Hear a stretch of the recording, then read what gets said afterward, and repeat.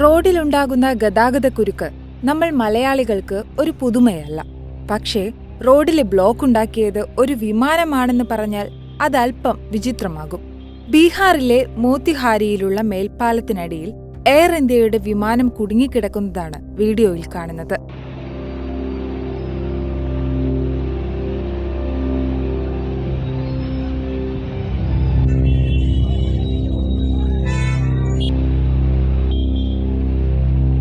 Air ഇന്ത്യയുടെ തകർന്ന വിമാനം മുംബൈയിൽ നിന്ന് അസമിലേക്ക് ട്രക്കിൽ കയറ്റി കൊണ്ടുപോകുന്നതിനിടെയായിരുന്നു സംഭവം.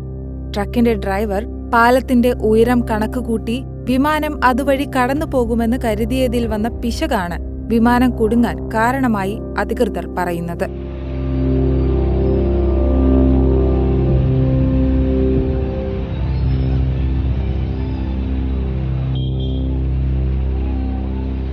പിപ്രകോതി പാലത്തിന് താഴെയുള്ള റോഡിൽ വിമാനം തടസ്സം സൃഷ്ടിച്ചതോടെ വലിയ ഗതാഗതക്കുരുക്കിനു കാരണമായി.